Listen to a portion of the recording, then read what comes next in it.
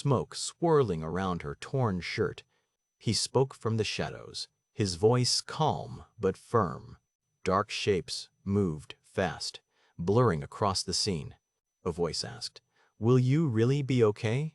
With worry. A giant dark beast with blue lightning stood behind a man.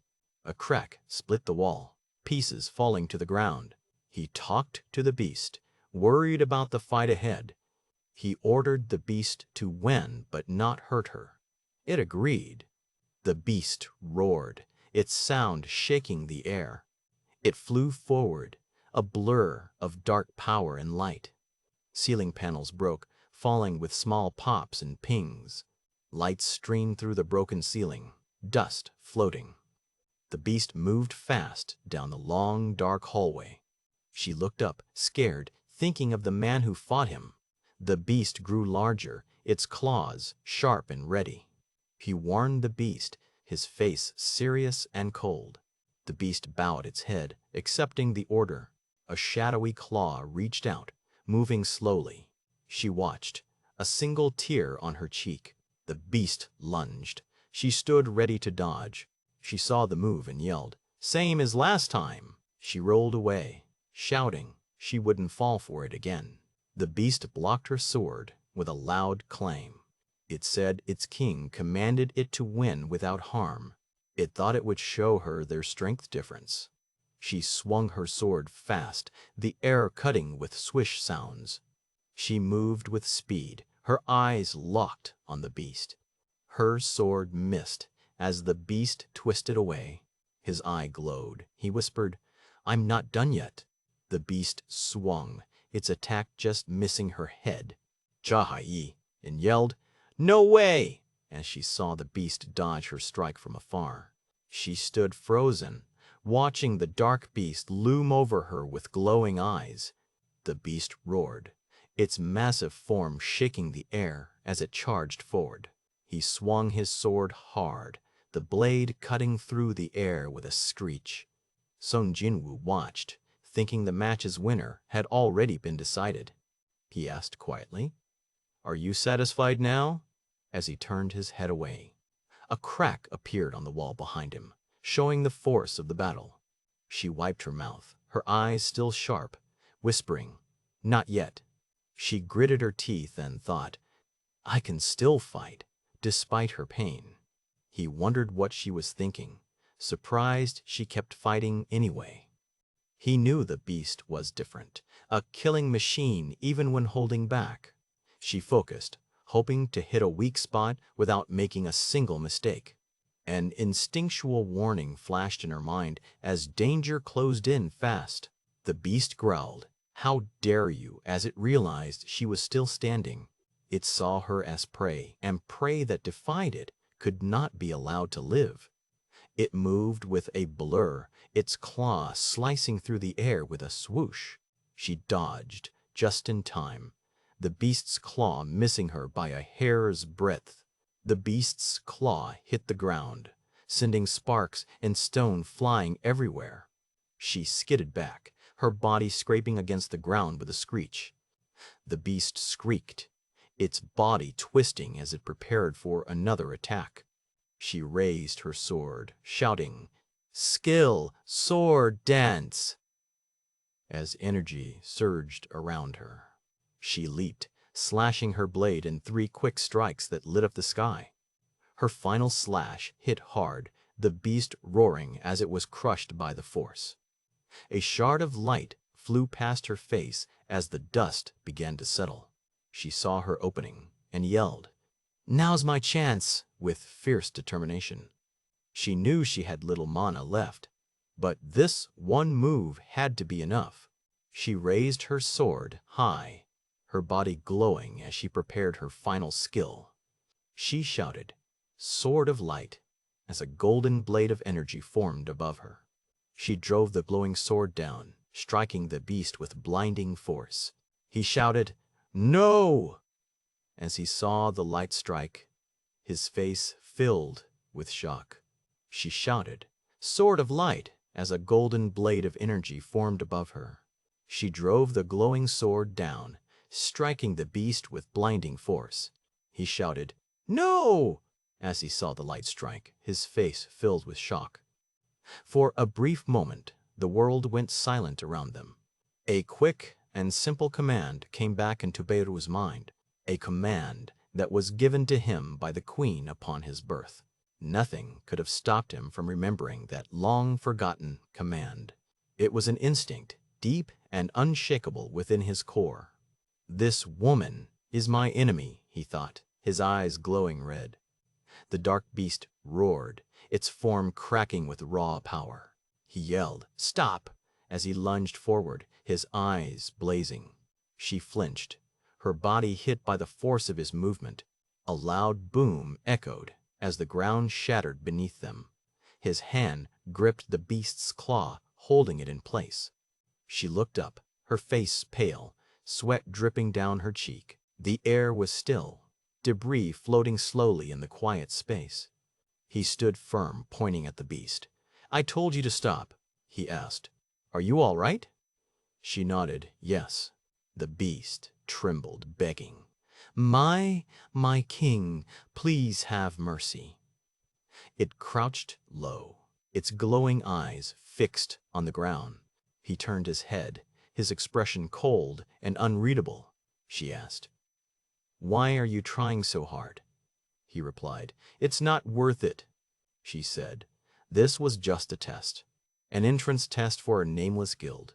He asked, "So why are you going to such lengths?" She stayed silent, her eyes downcast, not meeting his gaze. He wondered, "Just what is it? Are you, perhaps, interested?" She looked away, her face unreadable, her thoughts hidden. She blinked, surprised, and whispered, "Huh!" The Federal Bureau of Hunters building stood tall, its top floor damaged. She bowed low, saying they deeply apologized. He looked down at her.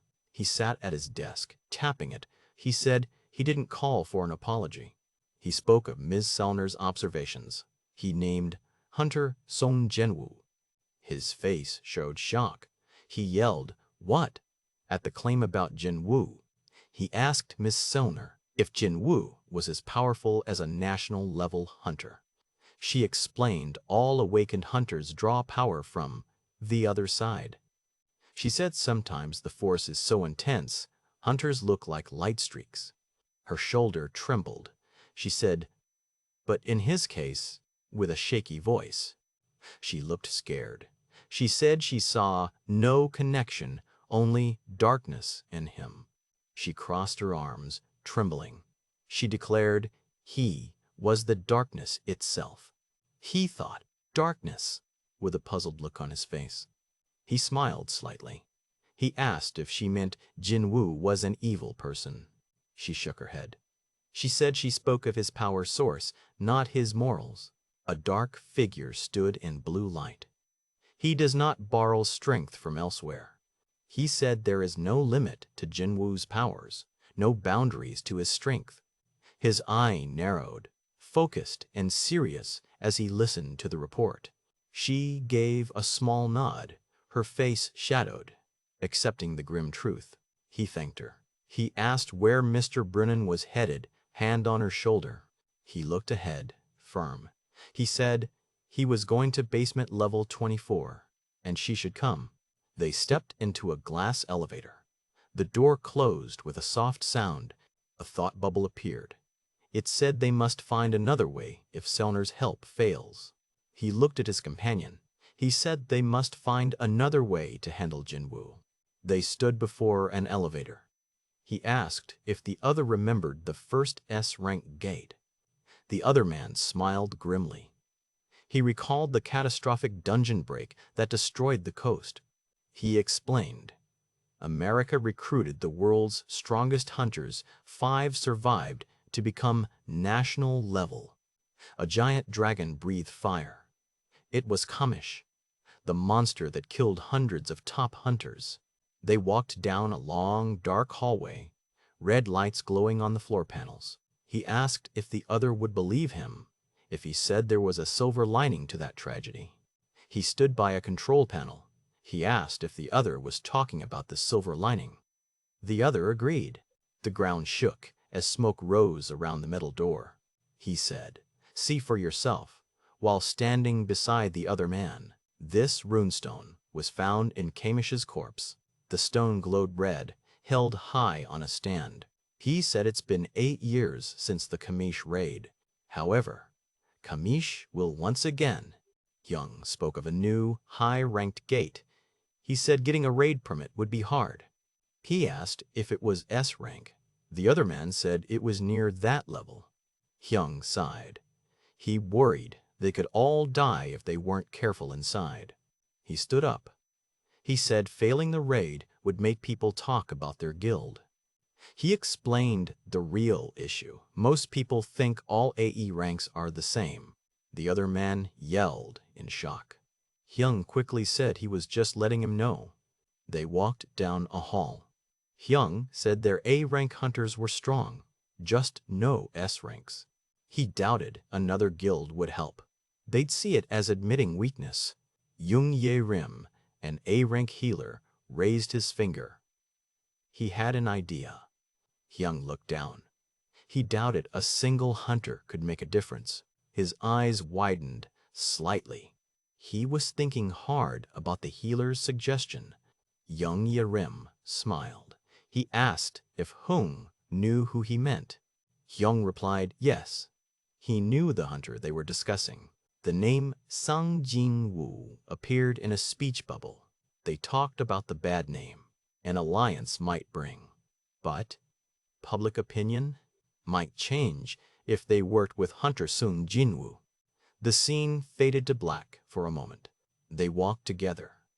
Hyung said they'd have a better chance with Jinwoo's help. He asked what Jinwoo had been up to lately. He asked if Hyung wanted him to get Jinwoo's contact info. Hyung said no. That was silly. He had a better idea. They decided to pay Jinwoo a visit instead. Jinwoo sat on a couch. He asked what they thought of the Ajin Guild. His friend laughed loudly. He loved the name Ajing for their new guild. He begged for any name but Solo Plays Guild. He said they just needed to recruit one last founding member. They sat in a living room. Jinwoo asked about Hunter Chahai. He said Chahai. Wasn't the right fit for the guild he wanted. He thought she was an S rank, and even beautiful. The speech bubble faded out, leaving the thought unfinished. He thought about who could join his new guild. Someone trustworthy, but not needing a guild. He spoke his thoughts out loud, wondering who fit that strange requirement. A knock came at the door, interrupting his thoughts as he turned to look. He opened the door, thinking it might be Hunter Cha coming back again. 3 men stood there, smiling, led by Park Jong-soo from the Knights Guild. He stared at them, silent, as his friend looked shocked beside him. They sat down in the office, the men facing him across the room. On a screen, people watched a giant gate appear in Busan, amazed. He watched the footage, noting the gate's size and mana output. He thought about the Hunter Association's refusal to grant raid permits. The guildmaster offered him a spot on their assault team for a fee. They promised to pay him 20% of the raid's profit if he joined. He looked down, then said he wanted half of all the profits instead. The guildmaster was stunned, not expecting such a bold demand. He said he'd join only if treated as a guild, not just a hunter. He mentioned he was starting his own guild, called Ajin. The guildmaster offered 40-60, trying to find a middle ground. He stared at the man, saying he wasn't there to negotiate. The guildmaster admitted the young man was not easy to push around. They asked if he could defeat the dungeon boss for them in return. He agreed, then said he had plans and would meet them tomorrow.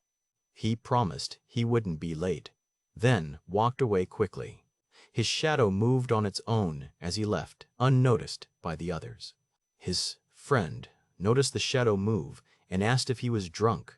His phone buzzed, vibrating in his hand as he walked outside. He looked at the caller ID, then excused himself to answer the call. He said, "Ah, sure," and stepped out to take the call. He answered the phone, saying, "Yes, hello. This is Sung Jin Woo." His mom called him, asking if he got a new phone, then said she missed him. He walked outside, telling her he wasn't busy, just talking to his mom. Sung Jin Woo held the phone, thinking, really, just what was I expecting? He suggested dinner with his mom, who happily agreed to meet that night. The next day, a giant blue gate opened at Gwangali Beach, Busan. Hunters in armor gathered below, ready to enter the massive portal. Someone thought, damn, I should have just forced him to. He hoped Song Jinwoo wouldn't be late for the important raid. A knight in silver armor checked his phone, waiting for a message. The clock showed 11 thou. Damn it, we start in 5 minutes. A tall apartment building stood quiet under the gray morning sky. He looked up at dark clouds, hoping Jinna took an umbrella. He sighed, thinking, I guess. His shadow moved as he whispered, shadow exchange. An empty schoolyard sat under heavy, dark clouds. 3 students walked down a hall, complaining about extra work. One asked why the art teacher kept dumping his work on them. They argued about how many plaster busts they needed to carry. They entered a dusty room, wondering when it was last cleaned. One student looked up, a bead of sweat on his face, confused. He saw a glowing blue gate in the room and asked, sick. A gate. Someone said, relax, this gate is closed, so it's completely safe. He added, plus, it'll take at least a week for this gate to open. Another asked, but wasn't this room neglected all term? The gate cracked with bright blue energy, splitting apart. A monster grabbed a student, pulling him toward the glowing portal. The student screamed as the monster hit him hard with its fist. Someone yelled, June, suck, as he was flung into the air. The monster squeezed him hard, and he cried, H, help me, hurry. 2 friends watched in horror as blood splattered around them. The monster crushed the student, and his friends screamed his name. The screen went dark, leaving only silence where screams once echoed.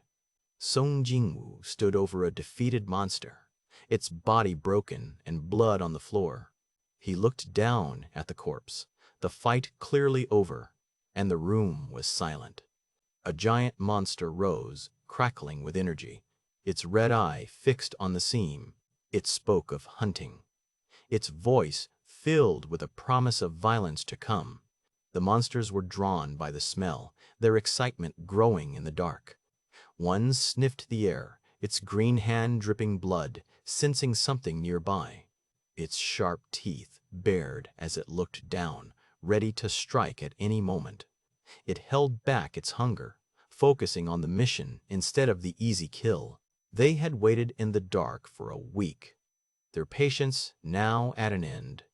The monster growled, noting the floors above and the complex structure around. It told its partner to call for help, then turned to start the hunt alone. It charged forward, crashing through a wall to begin its deadly mission. It declared it would clear the area, its voice echoing down the empty hall. Students talked in the hall, unaware of the danger now rushing toward them. One student looked confused, holding a drink, as the other stared ahead. The monster struck, its blade flashing as the student's eyes widened in shock. It moved with brutal speed, its massive form filling the space as it attacked. Far away, a huge blue gate loomed, with many people gathered before it. Song Jinwoo stood before the gate, noting its massive size up close. Teams were assigned to different areas, preparing for the raid ahead. The assault team had many strong hunters ready for the battle to come. He listened as they spoke of his power, his expression calm and steady. He looked away, a slight frown on his face as they praised his strength. They cheered for him, asking how he summoned his shadow soldiers. They asked if he would lead the raid, their eyes full of hope and trust. A woman stepped forward, telling them to stop bothering him right away. The scene faded to white, the next moment about to begin. A woman named Jung-Ye Rim introduced herself as the team's healer. She smiled brightly, her wings visible behind her as she spoke. A man in armor spoke to Sung Jinwoo, asking if he told the team yet. He decided to announce he would lead the raid himself. The word raid filled the speech bubble, clear and bold. The team looked shocked as he named Sung Jinwoo for the backline. He added, "Stay safe." To his instructions, firm and clear, the screen went blank, signaling a shift in the scene. He stood beside Sung Jinwoo, arms crossed, looking serious. Another blank panel passed, building quiet tension. A voice asked, "That weak to you?" With sharp tone. A man grinned, claiming he had a point, as others flinched. The word "our hunters" appeared, bold in the speech bubble. He asked if they were gutsy, with a challenging tone. He smiled slightly, explaining how things worked around here. He said their confidence was just how they acted. He held a phone, saying they should get going now. A blue portal glowed as he shouted to start the raid. A tall building stood silent, windows reflecting the sky. A voice said, "Hello, you've reached Hunters Association Emergency Line." A woman at a desk answered, surprised by the call. The caller stammered, "I'm, HIC. She said she was at school and monsters were outside. She asked where the call came from, seeing a bloody door. A girl sat on a toilet, hurt, whispering she was hiding. She cried, saying her friend was gone, voice breaking. They asked how many monsters and if they were near. She said she didn't know, just heard screaming. Scared. The operator told her to stay calm. Hunters were coming. She screamed, asking if she'd get out alive, voice shaking. The operator asked what the monsters looked like. Urgent. The girl said they had green skin, face full of fear. She asked if they were orcs, voice small with fear. He confirmed they were orcs, voice low and grave. She screamed for help, eyes wide with panic. He yelled at her to get out right now. He warned. Her orcs could smell her fear.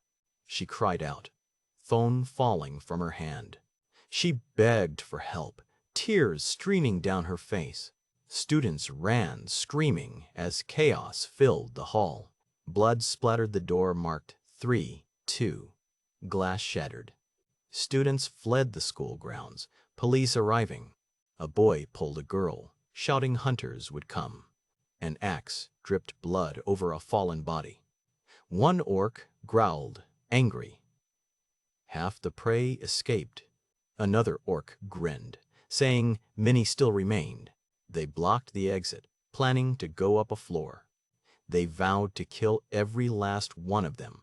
An orc's red eye glowed in the dark hallway. The hallway lay broken, windows shattered, chairs tossed. Students stared into a ruined classroom, silent. They held chairs and sticks, ready to fight. A loud boom shook the room, debris flying. A scream echoed as the chaos grew worse. Students huddled together, shouting in fear. An orc smashed through a wall, roaring. A student dashed away, shouting in frustration. 2 red eyes glowed from the broken window. A boy screamed, trapped under falling rubble. An orc slashed down, sending debris flying. The orc looked down, red eyes burning bright. They stood over the wreckage, weapons ready. Cha-He In stood close to a girl, both in school uniforms, looking ahead with wide eyes.